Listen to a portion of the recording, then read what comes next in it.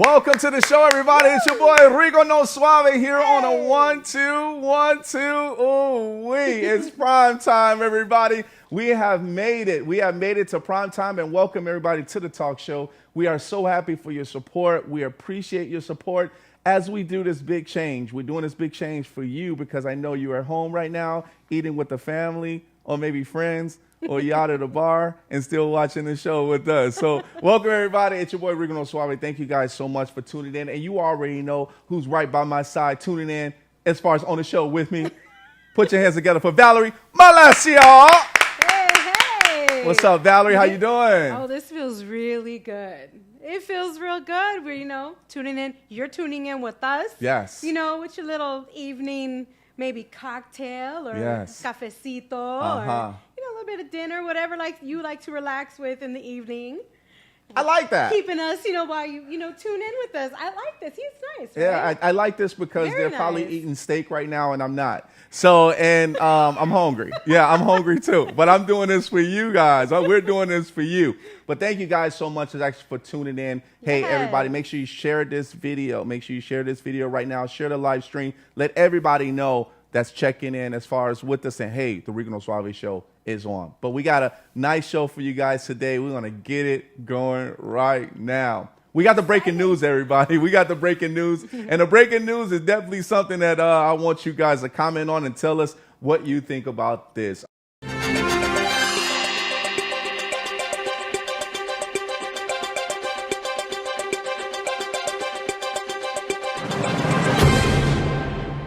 Something else. All right, here we go.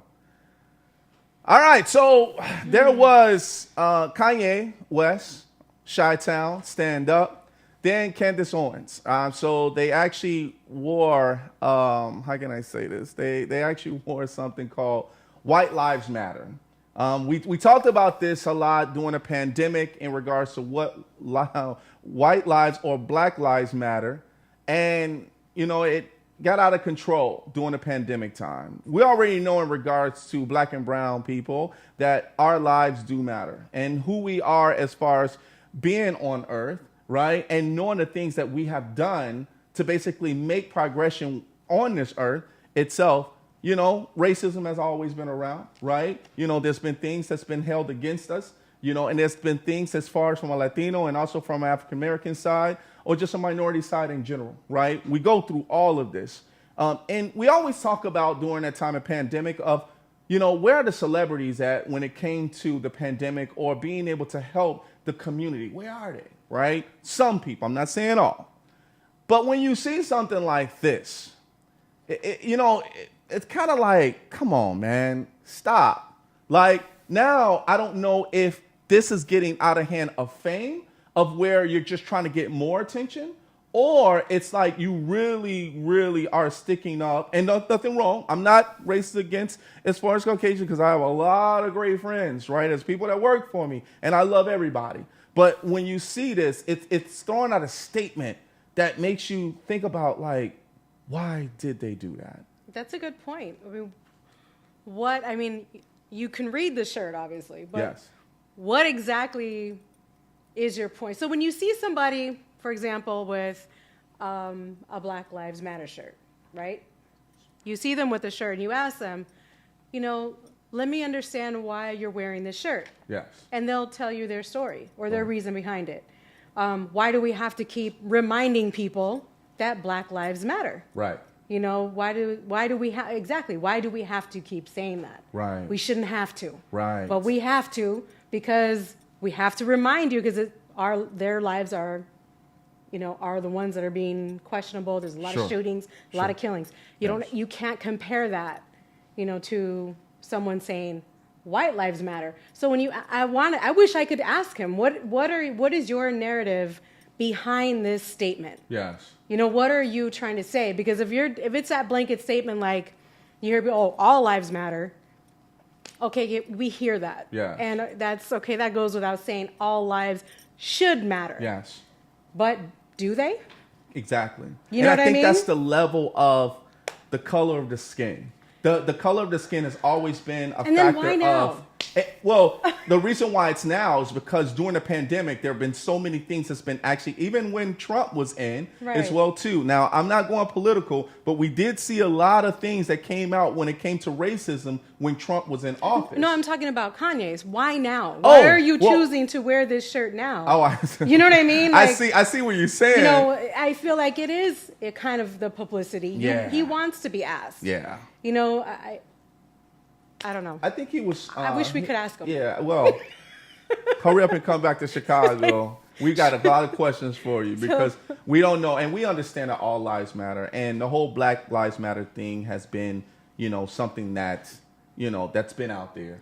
It is. For Black Lives Matter has always been out there even before Black Lives Matter even started. Right, but people are trying to convolute the narrative. They're trying to make Black Lives Matter tied to every single looting out there or chaos out there. And I do understand that the determination to be heard, but that's not the narrative. Right. The narrative still remains the same. Black lives do matter. It does. They have to keep reminding people. Black and brown, baby. And every time we hear another shooting, we hear another situation, and I'm Latina, from a Latino perspective, I'm glad that actually brought to light, because for us, we were able to come forward too, with a lot of situations that you didn't hear about it. But the same token, not trying to steal that narrative. You know what I mean? Because that needs to be said and it needs to be heard. So I just don't understand why he would choose to wear this shirt where he did.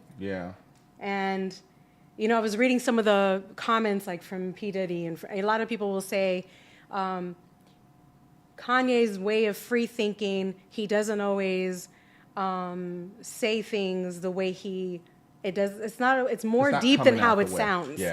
So again, I really wish we could bring him in here. Right, because we definitely want to know what's really going on. Yeah, what's really going on, and is this a genuine, heartfelt statement, or is it for shock value? I think that's mostly what people want to know.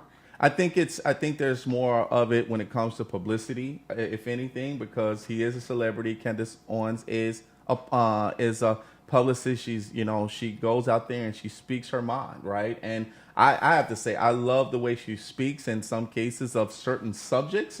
Some things I might not agree with, but some things that she is strong on, I do believe in regards to where she's coming from in certain cases. I love that she's a public figure in some people's eyes, where she's a role model, right? But to be able to put this out there, this is something that kind of bothers me. It's bothersome because we don't know what the real deal is behind it. No one said white lives didn't matter. There's not a lot of action out there that tells you white lives don't matter. Now, can you say the same about black lives?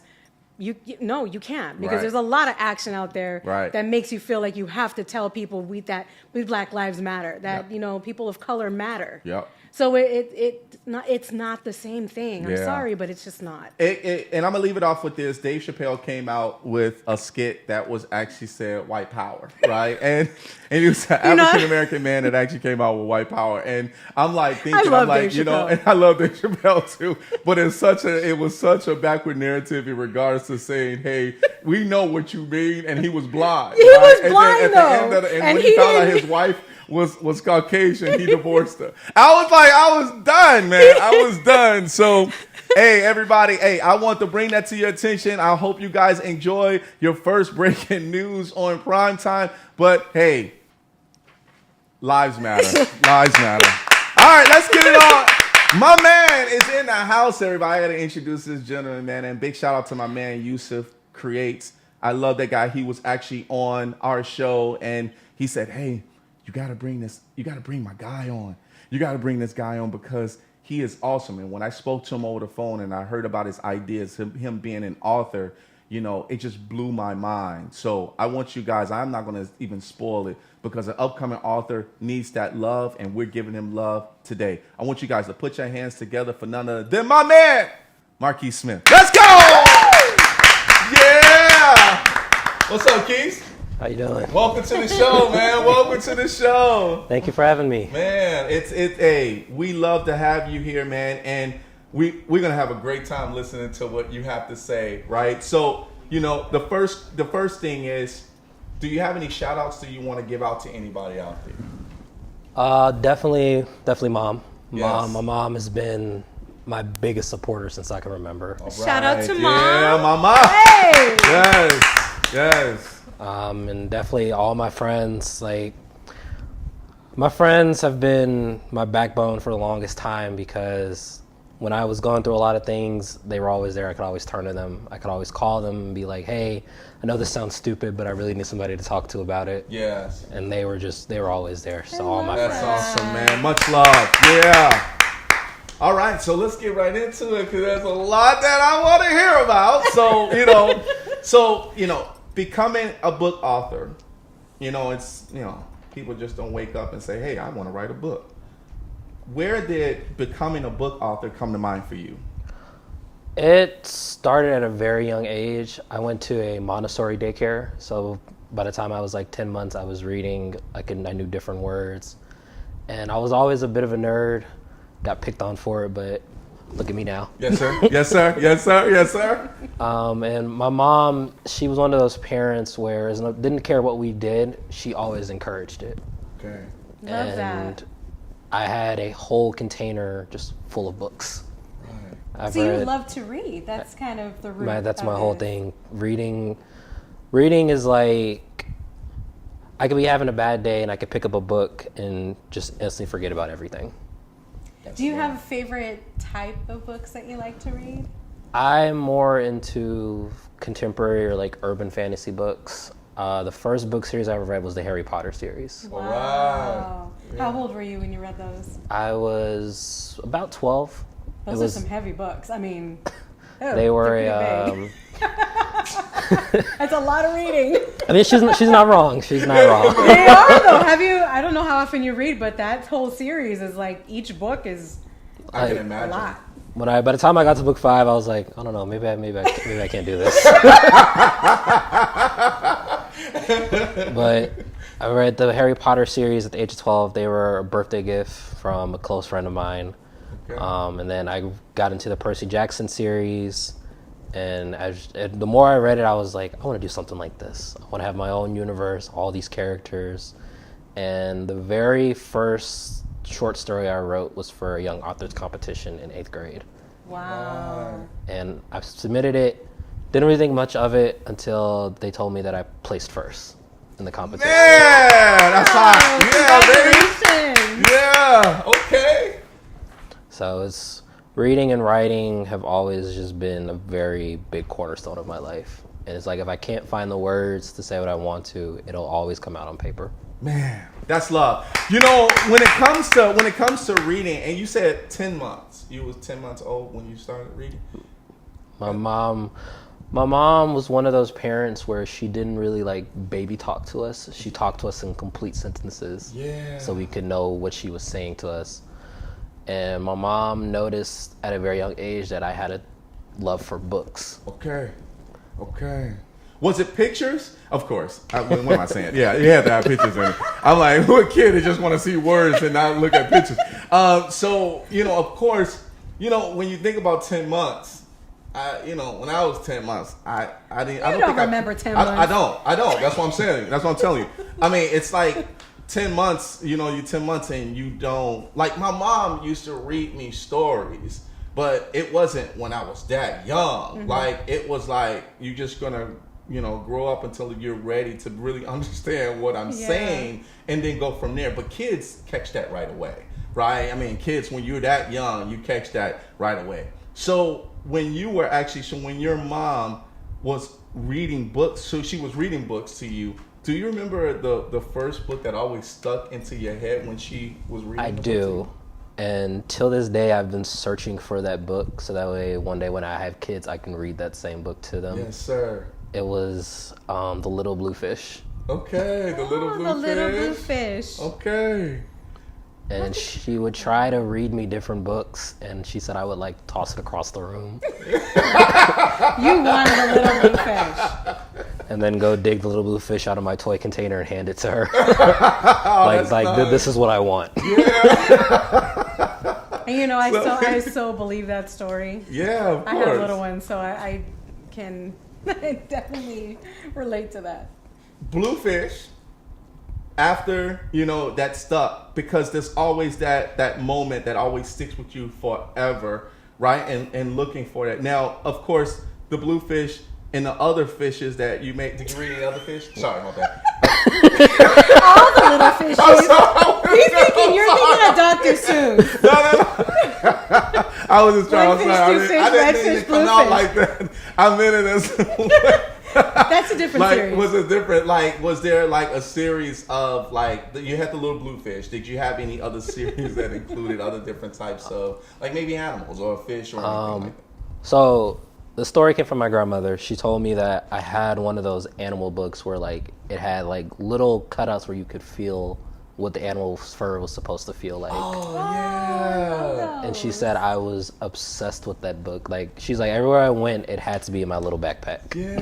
If it wasn't in my backpack, we weren't going anywhere. That's hot, man. Oh, wow. Now, and I can see why you would go into a zone when you're reading, because the things that the books actually shows you is actually takes you to another world. You know, it kind of thing. I think of it like the movie Never Ending Story.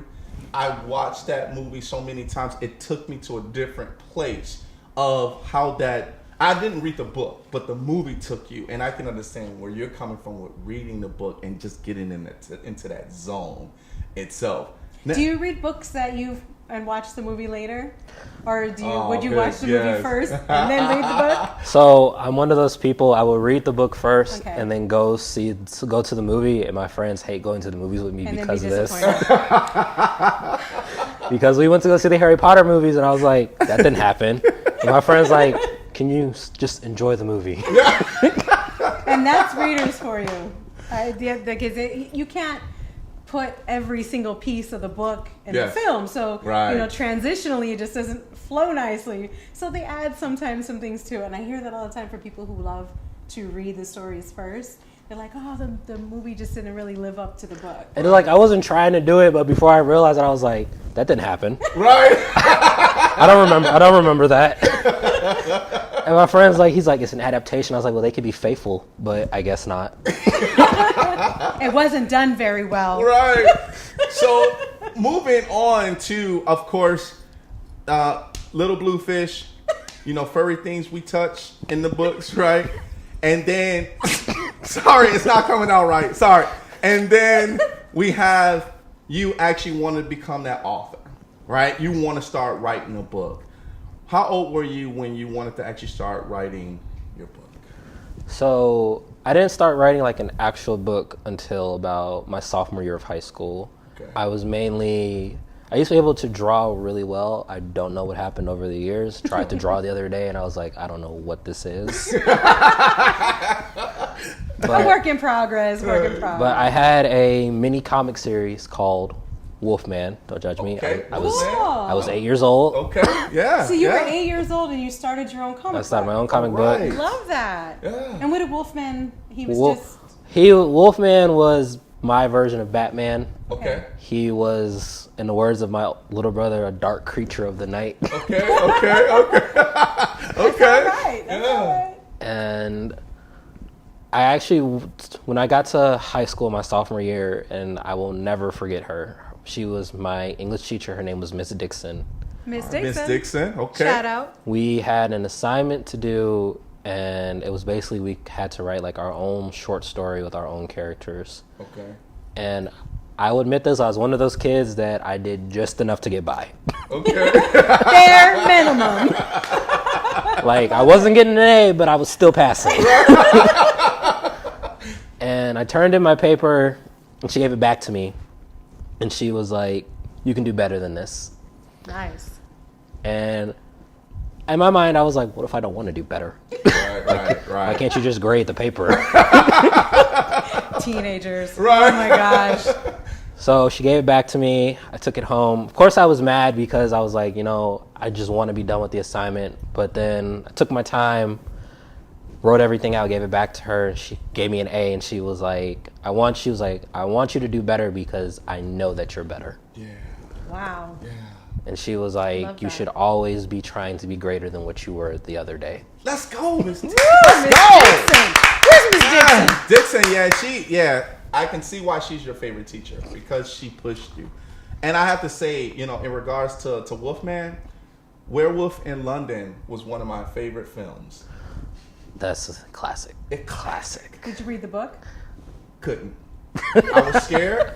I was nervous. And I didn't want to get too detailed because I would wake up in the middle of the night thinking that someone's looking in my window. And the crazy thing about this is that Werewolf in London, when he said Wolfman, there was other comics that actually came out in regards to like wolf, like facial and all that. Wolverine, right? Like Wolverine, right? Was as your well, too. Wolfman the villain or was he the hero? He was an anti-hero before I knew what an anti-hero really was. Okay. And then my mom had to explain to me what an anti-hero does, and I was like, well, that's not very heroic. Like, why is the word hero even in there? But Wolfman, though, I mean, Wolfman just has a different style, but at the same time, too, was he like? Can you describe what Wolfman was? What did he look like? So he was short. He was like this short anthropomorphic wolf. Mm-hmm. And he would basically dress up in a costume at night and protect the city. Okay. And he had his own rogues gallery that I came up with. Like, he had a villain who was a giant spider who wanted to wrap the entire city in webs. All right. Okay. He had... Go Wolfman. Right. He, and then I think I wrote one story where he had like an evil clone. Oh, wow. That's kind of, well, yeah. Yeah, I think Spider-Man had an evil as well. Yeah, Spider-Man had Ben Reilly was Spider-Man's evil clone. Yeah. Oh, so you had cool. the Wolfman that was an evil clone as well too. What color was his outfit?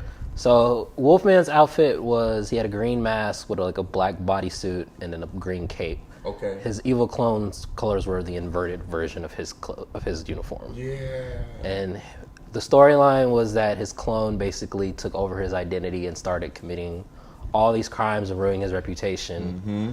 And Wolfman had to try and do damage control and tell people that wasn't me. Right. That was my evil twin. And people were like, oh, yeah, sure, whatever. Like, can't you see my colors? Right. Like, the colors are different. So, was Wolfman always a Wolfman, like, all the time, 24 hours a day? Or was he, like... So just human some days and then Wolfman other days, like. So I'm gonna be honest, I did not think that far at that age. Well, you need to revisit that because now I need to know. We like super excited, right? We want to know. I need answers. What did he look like in the daytime? Right. I'm like, was he werewolf or was he Wolfman all the time or was he? I mean, all the stories took place at night, so he might have been a werewolf. Yeah. I just didn't know what a werewolf was at that time. In my mind, I was just like, what if a wolf was a superhero? Yeah. Part man, I'm digging that. I love I'm digging that. And then, maybe for your next book, this might work if you brought Wolfman where he actually, like, instead of him being in an outfit, he can actually, like, transform his body like Werewolf in London, where he actually start metamorphosis and all of that stuff, and he comes out at night, right? And then they actually, like you like said, the Batman thing, right? Shine a light with the, you know what I mean? That might work. So would it be like, would the light be like of a wolf? It'll be howling? It'll be a moon. Or would it be like a werewolf silhouette, like the Wolfman? Let's go with silhouette. Silhouette. Okay. We'll move See, on. we already We'll move on. Right. You just have to go and type it out. I just got to flesh it out. We're brainstorming. Right. Live. Okay. You just have to flesh out the details. All right. So, before we go to a commercial break, so let's talk about, you did Wolfman, right, as a little kid. Did you start any other books or anything like that, after the 8th grade that you can think of before we get to the real where you're at now? I actually did write a 10-chapter story. Okay. And it was based on this kid who lived in Chicago. Okay. And he was from a family who was descendant from Creole witches. Wow. Oh. And the whole storyline was out on his 17th birthday. It was him and his twin sister, and normally in their family, only the women get powers. But something happened where he ended up getting the powers instead. Wow. I'm already hooked. Yeah. So the story was his sister trying to teach him how to use all his powers, and him like, I don't want anything to do with any of this. Yeah. Typical man, stubborn. Like, is there something we can do to where you can have them and I can just go hoop with the guys? Right. I love that. Oh, that's cool. What was the name of that? If you remember. I believe it was called The Family Business. So is it kind of like a coming of age? It was coming of age, and then him learning that his family isn't as normal as they portray themselves to be. Mm-hmm. And then, I had one chapter where his mom was like, remember that pie that flew across the street last Halloween? And he's like, yeah, the one hit the neighbor. She's like, yeah, that was me. Nice. Mama, why you do that? Now I can't go to their birthday party. Wow, the family bit. I mean, I like that, man. love that. I think that piece of, coming from, and of course we see a trend, right? We see a trend in regards to you starting off as far as anti-hero or the Wolfman, and then you start getting into Witch's Brew, right? And then you start getting into, powers of Well, it's what fantasy, could be, but it's flipped though. and mystical, Right, of course. So that it's so cool. I love that. Yeah, how did you become into writing that book though, or writing that 10-chapter series?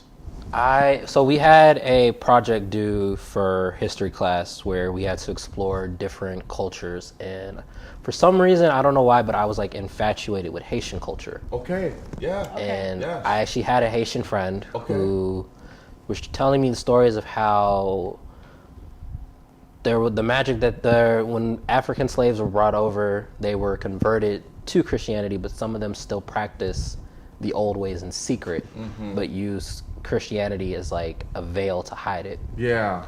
And she was getting into ancestor spirits, the different dances they would do, and I was like, what would this look like if it was like a modern retelling? Like if actually the old ways survived to modern day. Yeah. And then it's all about this, like I said, the main character, he's got a fraternal twin sister who the powers were supposed to go to when they both turned 17. And when the ritual happened, there was something that went wrong, and all of a sudden her brother now has her powers. And he's like, And then that kind of puts a damper on their relationship because she feels like he stole her powers. oh, so that's the irony. That's the Flip of it. So she's like not happy. Right. Well, she's not happy because, he took over and whatever, he ate the spirit. Why would you ever think that would be food related? He ate everything, and then that's where the pie came in. Right, That's the pie came flying. what type of pie was it? Was it apple, peach, blueberry? I believe it was a peach. It was a peach pie. It was if a I remember peach pie? correctly. Peach pie. It was a peach pie because she knew the neighbor had an allergy to peaches. So she sent the pie flying over to her house. Mama. Can you imagine? Like, if somebody knew that you had an allergy and just played, like, didn't like you and threw a pie at you, and then all of a sudden you at Walgreens getting Benadryl. Like, I mean, can you imagine? Technically, she didn't throw it. The pie just floated over there. And not by hand. I mean, by spirit. You know what I mean? I'm just saying. I mean, it's like, if you really mad at somebody and you threw a peach pie. Did you draw anything, or was it just descriptive? Was there anything like drawn in regards to what she looked like when she got hit with the pie? I think the descriptor I used was imagine someone crawling out of a mud puddle and with just food coming down off of them. Wow. Oh, that's crazy. Is that like at the cartoons where it like lands right here and then just flips? It just flips and just falls down. It just stops right here and everybody's like, and then it just flips. And the person's like walking down the street like, oh, you must have had some pie. Right. You must have had some good pie. That pie was all over you. So what you gonna do about that? Right. Nothing? Walgreens. Walk by and be like, ooh, that's peach. Right, That's good. All right, everybody. You already know my man Marquise Smith is in the house. Yes, we're going to get to a commercial break, everybody. We'll be back in 30 seconds. See you We'll later. be right Cars back. will break down. And when they do, it's too late. If your car is out of warranty, it leaves you with two choices. Get stuck paying for expensive repairs, or one phone call to CarShield. Their administrators pay for your covered repairs so you don't have to. Your coverage includes roadside assistance, towing, rental, and so much more. Plus, with their nationwide network, you choose the mechanic or dealer. Best of all, there's coverage for every wallet size. Make the smart call before it's too late. Call CarShield today. Welcome back to the show, everybody. Welcome back to the show. Yeah, we getting crazy around here. We flipping papers all day. Flipping pies. Hey, and flipping pies too. Cakes and pies. Cakes right, and pies. right. Cakes and pies. Marquise, man, we're having such a great time. You having a good time? Definitely having a good time. Having a good time. We gotta, there's people that's chatting in with us right now, and I do want to give some shout outs. Giovanna Salas is checking in from Hollywood. Hey, Giovanna, thank you so much for checking in. Thank you for we got checking John T in. for free checking in. Yes, John T for free checking in. We got Primo Cruz checking in as well, too. What's up, Primo? Hey, and then we have Tierra Monet is actually checking in. Who is that? You know who that is? Yeah. Thanks for tuning in. We have Moise Garcia. Eso, papa. Thanks for tuning in. Yes. And we have Beatrice Davis. Yes, Beatrice is on set. Yes, yes. Daisy Barrios. Thank you for checking in. Mark Smith says, why did you have to say you have some Caucasians working for you? I'm sorry. I'm sorry. Thank you, Mark Smith. Thanks, Mark, for bringing it. Because I was thinking it. But I already know him, so I know he didn't mean it the way that sounded. It was in the form of just saying that I do work with Caucasian people that I love. That's all it was. I like that. Thank you, Mark Smith, for bringing that to my Is that like, attention. I got a Caucasian friend? Right. Is that how that works? Yeah, I appreciate that, man. I appreciate that. I That love was the love, call man. out. That was love. Thank you so much for bringing that to my attention. And everybody else that's actually checking in, you already know we have none other than my man Marquise Smith is actually here. Janine Figueroa, how are you? Jeannie. Buenas noches. Okay, all right, so let's get right into it. So, we're at the halfway mark right now, and, we got to talk about, we went over the Witch's Brew. We had the little bluefish, then the furry animals in the book. And then now it's time to talk about your book that you're actually writing right now, which is going to be like a big hit, and everybody needs to know about it. So tell us about the book that you're working on now. So the book I'm working on now, I actually have it with me today. Yes, sir. It is Extraordinary Individuals. Yes. Nice. It is a up-and-coming superhero series.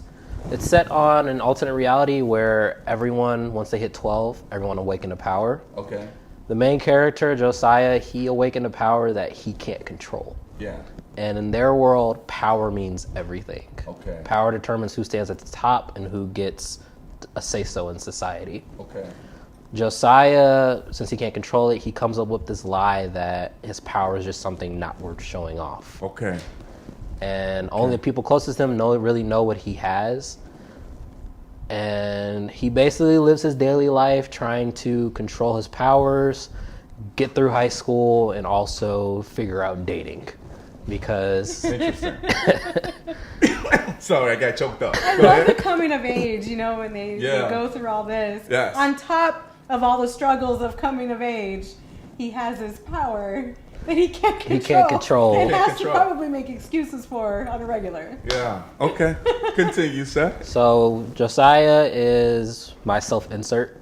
Okay. Okay. He's the lovable protagonist, but he can also be a little bit slow to get things sometimes. Like, I have a scene in the book where the girl he likes, like, straight up tells him she likes him, and he's like, as a friend?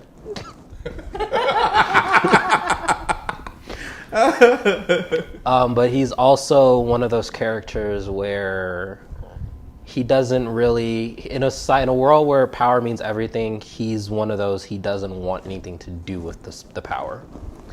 Gotcha. In his perfect world, he doesn't have any powers. He's just a normal kid from Chicago. Okay. And the plot of book one is he has his best friend named Braxton who has the power to control electricity. Braxton, That's a cool power. Yeah. Right. and Braxton is basically like Josiah's pseudo guardian. Like, he doesn't really let anybody bully him, mess with him, but he's also constantly telling Josiah, like, hey, you have this power, you should use it. What are you the strongest for if you're not going to flex it? Mm-hmm. And in Josiah's mind is, just because I'm strong doesn't mean I have the right to abuse that power. Okay. They end up coming to blows, and Braxton slowly starts to gain an inferiority complex. Okay. Because he realizes no matter what he does, he won't catch up. Which leads to him taking this illegal drug that boosts his powers. Oh, wow. Wow. That's an And interesting twist. They have one final fight, and towards the end of the book, Josiah learns that the person that gave Braxton the drug is someone Josiah assumed was dead for 4 years. I And another twist. Dang. Okay. Don't tell us the whole Yeah, book. I don't know if we should don't tell us keep. Maybe the whole we book should yet. stop there. Yeah, let's stop there. Let's should stop just there. 'Cause stop there. We got to get the book. So, you Because know. I'm already like, what happens next? Get the book. Yeah, so. You got to get the book. There's a series. It's a series. It's a series. It's a series. How long is the series? I have 6 books planned. Wow. Book 2 was recently finished about a week before I came on here. Okay. It's called Agents of Chaos. Okay. It's set 2 months after book 1 ends and sees Josiah working with the government to hunt down the person who gave Braxton the amplification drug. And the reason they picked Josiah is because in their mind, we know you know this person. You know how they think, you know how they move. So what better way to get them is if we send you after them. Yeah. The irony. Yeah, right? More little twists. Yeah. Oh my I know, goodness. I know. Okay, so The suspense is already Yeah, I killing me. know. I know, and I really want to hear more about it. But coming to thought in regards to this, did this all come up into all of the books that you actually, have written so far, where you got up to this point of getting this book? What led you to get to this point? So I've always been interested in superheroes. I grew up Saturday morning cartoons watching Static Shock, Batman Beyond. Yeah. And I was like, I want to make something like that. And Did you eat cereal with it? Yes. Got to, man. Come on. Okay, cool. All right. Keep And going. I got into comic books at a young age because the school librarian, she always kept like a secret stash on the side just for me. And I got into the Spider-Man comics, I got into the Fantastic Four, the X-Men, and then that's when I found out about Stan Lee. Yes. And Rest in peace. Yep. Stan, like reading all the stories he's written, watching videos of him, and I was like, that's who I want to be. I want to be the next Stan Lee. Yeah. Wow. And I've seen all the MCU movies. I've played all the newest Marvel games. My favorite superhero growing up was Spider-Man because he's relatable. Yeah. Okay. He's just this kid who has these powers. He has this responsibility to the city, and he doesn't have to do it. He doesn't have to save the city, but he knows that there's a scene in Spider-Man: Homecoming where Peter tells Tony Stark, "When you can do the things that I can do, and then you choose not to do something when bad things happen, that's on you." Yeah. Yeah. And That's you true. used him for. Right. And then I found out about Miles Morales, and I just fell in love with the character because originally people thought he was just like, a black version of Spider-Man, but I actually like Miles' powers better than Peter's. Yeah. Miles can generate bioelectricity, Miles can camouflage, and it's like Miles is what we've all wanted to see, a black superhero. Yeah. Yeah. I like that, man. Oh, man. So, did you ever take a look at the classic, when Spider-Man first started? Yes. Like the old Yo, my mom Yeah. sat me and my brother down and she was like, this is what I grew up watching. Yeah. And then I got into the more modern interpretations and I was like, okay, this is what I want to do. Yeah. Extraordinary Individuals came about. Whenever I write a new story, I always come up with the characters first. Okay. Right. And I came up with all the characters, I came up with their powers, and then I came up with the world that I wanted it to be set in. Like, I wanted it to be based in Chicago, but I was like, what if it's an alternate reality where everyone has powers? But with this world, superheroes and supervillains aren't a thing. It's not your typical capes and spandex story. Yeah. It's not your typical capes and spandex. Not everybody can fit in them. Right. I'm with you. Go ahead. In their world, there's this government authority that regulates where you can use your powers, how you can use them, and there's laws for if you break those rules. Yeah. There's this elite task force called the Sentinels, who their main job is if you get too far out of line, Their job is to reel you back by any means necessary. Now, wasn't the Sentinels also in The Matrix? I don't. The ones with the octopus hands and all of that, right? The Sentinels, because that was actually kind of it meant something in regards in The Matrix. So, in his story, yeah, that's all about the action. They sound like their authority. Their authority. Okay, yeah. All right. Okay, I like that. Okay. So they keep everybody kind of in line. They keep everybody in line, and if you step out of that line, they'll bring you back by any means necessary. Woo! So they've already figured out. I'm getting all deep in the story. They've already figured out how to neutralize people's powers somehow, and pretty cool. Ooh, I can't wait. This is gonna be a good movie. Yeah, it is. It's gonna be a good movie. Did somebody hear me out there? Right. This is going to be a great movie. Hey, once all the books come out, I have to say that it's definitely something where if you was to make a movie of that, do you think it have to be just as like the actual book itself? Because I know we went through that already, right? Where it's like, man. I think if I got the chance to direct it, there would be certain things I would want cut. Like there's a particular scene I wrote, and when I read it back to myself, I was like, "This is so corny." Maybe they like the corny scenes. Yeah, they do have some that's corny, but that's just an opinion of the reader. It was like when I was reading it, I was like, "I wrote this." But you're like the big critic, right? You're the critic of yourself, right? And that's harsh on yourself. It's just like us, like people like us, we probably would love it. You know what I mean? And it's like I've gotten a lot of good feedback from people who've read it. A lot of people like the characters the most.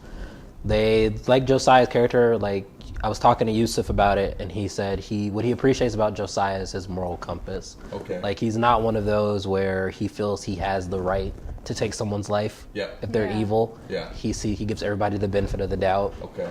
And he always tells people you have a choice to be what you want. Yeah.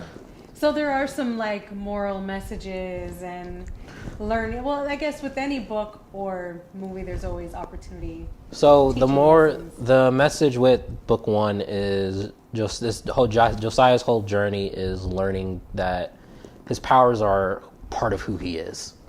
Acceptance. They're not just some tool he can turn on and off like a light switch. Yeah. And he struggles with that majority of the book because his biggest fear is, what if I lose control? Mm-hmm. Yeah. Love it. Let's commend him. You gotta commend him. And you guys should be clapping at home too, right? Because you guys you're gonna see this movie and you want to read this book as well too. But I have to say before we go to a quick commercial break, to be able to have control over something, it's like having anger problems, right? You anger management, and what you're doing is there's a power that you have to. Well, Josiah has to be able to try and control that of something that's maybe that he's not used to, or there's a habit. Like that's the lesson though, because when you are even people that are just in positions of power. And they abuse that power. Now that's a different. It doesn't have to be a superhuman power. Yeah. But just in real everyday life, people that are in positions where they're in a position of authority, or they have the ability to dictate what happens in certain people's lives, and that's not for everybody. You have to be able to be level-headed and make rational decisions, and and. That's a good lesson. Yeah, that's definitely a good lesson. All right, everybody, want to get to another commercial break. We got Marquise Smith in the house, everybody. All right, we'll see you back in 30 seconds. Be right back. Foreclosures are surging as COVID mortgage bailouts expire. You don't have to lose your home. We can help. If you're behind on your mortgage payments, threatened with foreclosure, denied a loan modification, or have been the victim of a predatory loan, the Stop Foreclosure Group can help save your home. Remember, you have rights, and we have options. For a no-obligation consultation, call 1-888-245-1532. And welcome back, everybody. Welcome back. Yes, welcome back to the show. It's your boy Rico Suave with my co-host Valerie Malesio. Got a big shout out to my production crew in the building as well too. And you're listening and you're seeing my man Marquise Smith. He's in the house, everybody. Yeah. Hey, you know, I'm having a good time, man. And I'm like a superhero. Like I used to read all of like the Marvel comics, you know, back in the day. And then there was some that they just brought out. I didn't even know who they were. And I was like, what is this? Right? And it was like, wow, where do these guys come from? Right? It just, the imagination, you know, of, you know, all of that. Do you go to Comic-Con? I've only ever been once, and I've wanted to go back so bad, but when I decided to be a full-time author, my schedule was like, yeah, no social life for you. Go ahead. You know, it's just amazing to me that, you know, your age group, you know, you're so young and you're so focused and determined, and I love that. You've produced such a great book, and you're working on a series. You know, how do you reel yourself in to stay focused? I mean, I'm sure you get the phone calls, let's go out tonight, or let's go, you know, whatever, you know? Grab some wings. Right, let's go and eat, baby. My friends have definitely called me like, man, turn off the computer, come out with us. And I'm like, nah, I got a deadline, but wings do sound good. Right? Do you have a favorite food? I do. I'm a big lover of Meat Lovers Pizza. Nice. Oh, Yeah, me pizza. too, bro. The bacon, the sausage, pepperoni. So good. Come back. Oh, sorry. Are we still on? Okay, cool. All right. My bad. Okay. Yeah, But so yeah, that's... I'm a very goal-oriented person. Yeah. If I want something, I go after it. Yes. And it's been very tough because I've had to make a lot of sacrifices. I've had to let go of a lot of things and people. Yeah. And it hurts, but I know that this is what I'm meant to do. Yes, sir. And that if I don't do it, nobody else is going to do it. Come on, man. Marquise, I have to say, you know, big shout out to my man Yusuf Crisis. Actually, Yusuf Dave, you checking in, man. Creates what's going on, man. Hey, so I have to say, with, you know, at a young age, big shout out to your mom, right? Big shout out to, you know, the parents that actually kept you grounded, right? Being a nerd is the best thing ever. I be trying to tell people that. I'm a nerd too. I'm in IT, right? And one of the things is that, yeah, I went to go and play basketball, but I was in the house when the lights came on. I was actually like reading like a lot of stuff when it came to technology and things like that. I was a geek, and I loved that. It's just a thrill. My friends were actually just going outside, you know, doing whatever they wanted to do. I'm like, man, I'll see y'all later. Man, I wish I could. It was tempting, right? I wish I could. Well, we but I need can't. to see you like on TED Talks or something to give like these, you know, speeches to other kids your age that can learn to stay focused or that are in that same area. Hey, it's cool to stay home and stay driven and stay focused. It's okay, you know, to be a geek. It's okay. Right? It's okay to be a nerd, but it's also good to be disciplined. That's the key right there, because yeah, you're not like every other kid that's out there, you know, getting a groove on and dancing and stuff like that. And, you know, if you ever want to get your groove on, you could. I'm sure you can still do it. But I'm just saying at the right time, right? But then at the same time, see, you wrong for that. So what happens is... Nothing wrong with dancing. Yeah, ain't nothing wrong with dancing. Ain't nothing wrong with dancing at all. But what I'm saying is that you kept yourself grounded to the fact of, where will you be in 10 years? I'm sure he was dancing when you finished that first book. I was like, when I sent it in to my publisher, I called my friends. I was like, hey, guess where we're going tonight?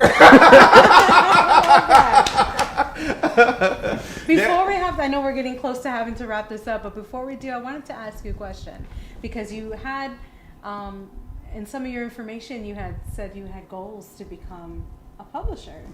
So what to you, transitioning from writing books to publishing them, why take the publishing side of things? What makes you want to go that direction? I know how hard it is as a young black author to get out there, because a lot of these big name publishing companies overlook people like me because we don't write the stories that they want us to. Right. And with the company that I'm with, which is she's my godmother. I thank her every day for... Shout out to Godmother. Shout out to Godmother. Yes. I thank her every chance I get for taking a chance on a kid from Chicago. Yeah. All right. Big shout out. Yes. So you're looking at it more as kind of giving back. You want to give that opportunity.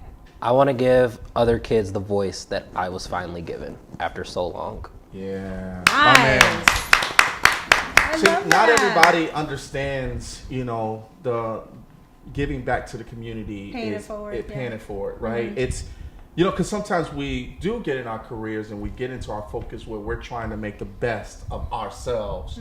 And then we get so stuck into that zone that sometimes we do forget to come back.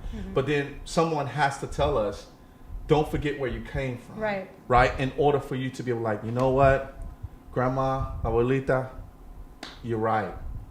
I need to go start doing some things. Or it might take someone like, big shout out to Beatrice Davis as well too, to be able to say, hey, don't forget where you came from. We're going to get you there, but make sure you come back and you give back as well too. Come back to the community and do it the right way. Not like, Kanye is my boy, but I'm just going to say, I ain't coming back to Chicago with that shirt. But I will say, Chicago is struggling to love him, man. Right. You come in the crowd and say everybody love me, and then you go out and that's just it's a challenging relationship. Yeah, you have to be careful in regards to when you're coming back to the community, what you're actually representing and how you're representing, right? And I think through your books, and you know what?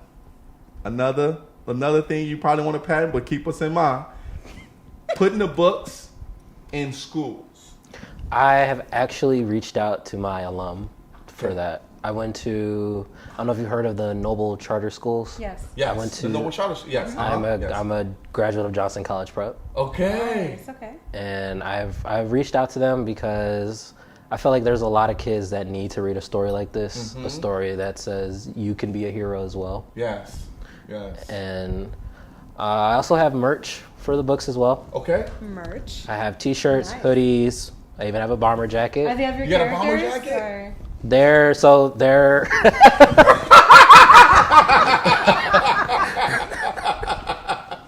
Let's forget about everything else. Let's talk about the barber jacket. Sorry. So it's actually the cover of the book one. I am working with someone to get character art out. But yeah, I have merch, and then like I said, book 2 is in publication process. Book 2, Agents of Chaos, will be out mid-November, early December. Okay. And then book 3, Shadows of the Future, will begin work after the new year. Come on. Right.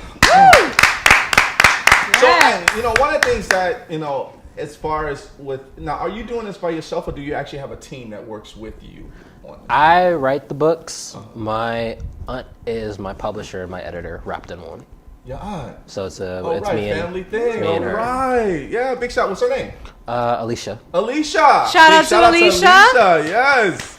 All right. So, publisher. Then we're gonna go to producer, director. That is the goal. I always say that even if it doesn't get into a live action, I'm very big into anime. Yep. I've been into anime since I can remember. I grew up watching Yeah. Toonami, seeing Dragon Ball Z, One Piece, and all these shows. Yes. And I was like, I told my friend, we were just talking about it before I came here, I was like, I'm going to see this as an anime one day. Nice. I'm like, even if I'm in my 30s doing it, it's going to be an anime. It's going to be the next big thing. What if somebody wanted to say, hey, we want the extraordinary individuals to be Legos?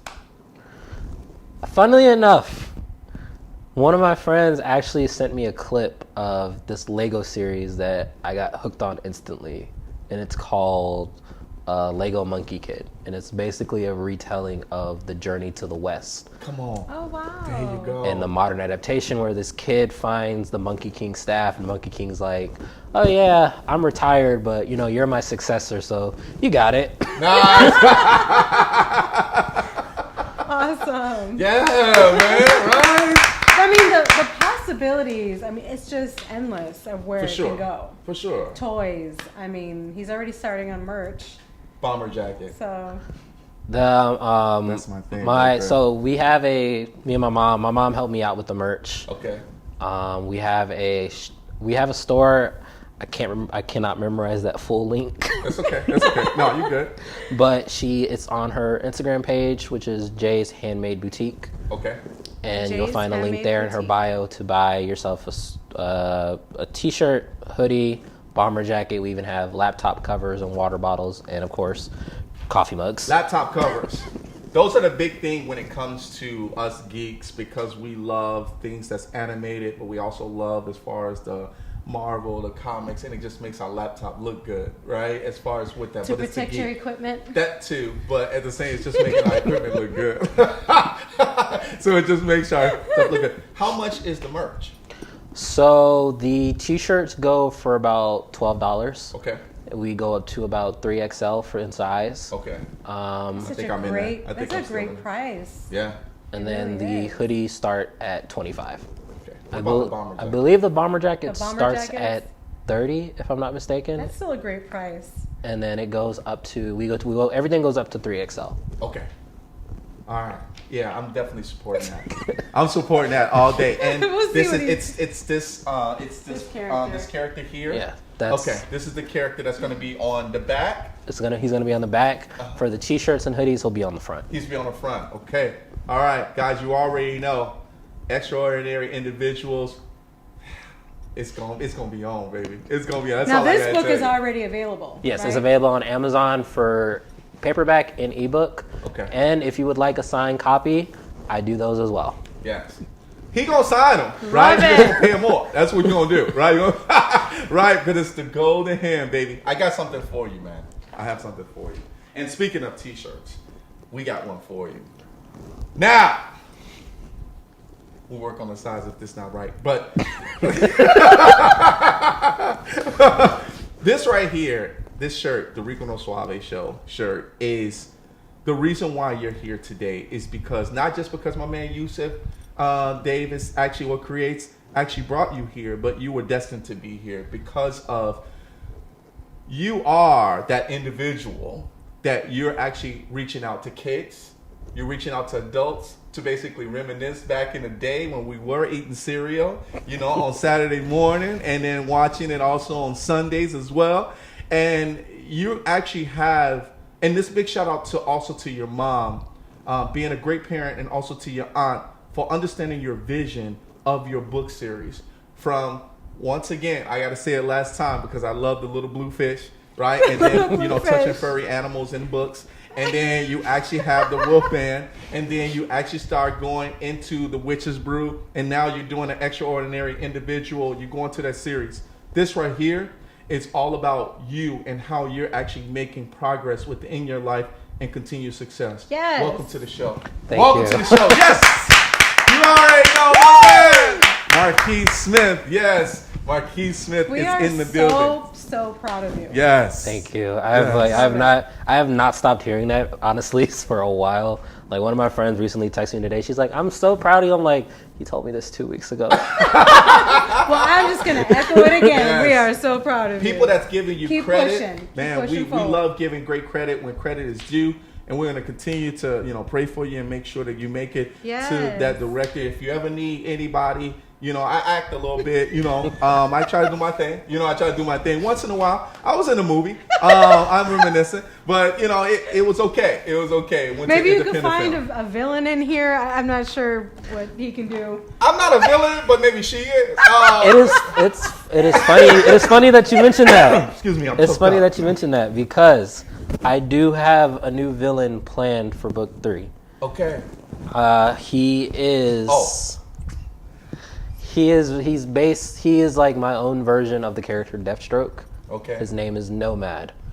He is See, sneak preview, guys. sneak preview. I'm not gonna give away too much, but he is a step up from the main big bad. Like Okay. he's dangerous. Yeah, let's go. I'm a nice guy. Y'all don't let y'all guys know I'm a nice guy. Does he do a talk show in his mortal life? In his normal life, he's a radio host. Okay. Wow, All right. Just saying. okay. Well, Does he teach salsa at night? now you're giving out the secrets. I'm just Right, saying. she's giving out the secrets. Everybody that's watching right now, catch me in Hollywood shortly. But I don't know if I want to be a villain. I could be that radio talk show host, though. Well, we'll see. We'll be talking about I mean, I need a J. Jonah Jameson kind of character, so You can't tell the director what kind of character? Oh, my bad. I don't know. Maybe probably my application. I got to fill out the application. Okay. Where's B? Where's she at? She We online. need to get her on the phone. Marquise, we got to get out of here. But we want to thank you so much for being on the show. We got to Yes, put up thank your you so social much. media before we get out of here. So everybody, this is my man, Marquise Smith, and LinkedIn. Marquise There Smith. he is. Make sure you go to him, follow him. Only business only, please. Please. Please. Yeah, don't be inboxing him about Please. character ideas. Yeah, choked up. All right, let's go to the next one. We have my man, Keith Author on Instagram. Yes, Instagram. Make sure you go and check him out. Follow him right now. Blow up his Instagram. You'll see all of the information, everything about him there as well, too. Here's the next one. Facebook. Keith Smith. Boom. That's Facebook, everybody. Make sure you go and follow him. Make sure you like, and love everything that he's actually doing. All right. I think we have maybe one more. Oh, yeah. It's Twitter, baby. At Black Prodigy _ Make sure you go ahead and check him out on Twitter. As far as being active, make sure you like and retweet everything that he's actually tweeting. So make sure you go ahead and do that. Marquise, thank you so much for being on the show. Thank you for having me. It was a pleasure having you on the show. Put your hands together for our man, Marquise Smith. Yes. All right, everybody, we're going to get out of here, but we want to thank you guys so much. We're going to give you our social media as well, too, because our social media is very important for you to know. All right, so make sure you go to www.riconosuaveshow.com. That's where you'll find out more information about us. All right, here's the next one. Boom, Instagram official at Rico No Suave Show. Make sure you go ahead and follow us there. Follow us now. Do it now. All right, here's the next one. We are at Rico No Suave Show on Facebook. Once again, like. Love. All day, every day. That's what she All said. day. All right, here's the next one, everybody. My subscribers, subscribe all day on our YouTube, baby. Yes, that means subscribe now on our YouTube, Rico No Suave Show. Make sure you go ahead and follow us there and subscribe. Last but not least, we do have Mixcloud. Mixcloud.com/Rico No Suave Show. We turn into a podcast, so it turns into an audio. So we go live here, and then it turns to a podcast that will be uploaded, so you'll be able to actually go and revisit this as well, too. All right, everybody, we're going to get out of here, but don't forget our new show time, 7 p.m. Central Standard Time here in Chicago, everybody, with my co-host, Valerie Malesio, my production crew. We thank you guys so much. All right, everybody, we'll see you guys next week as we end off the show just like this.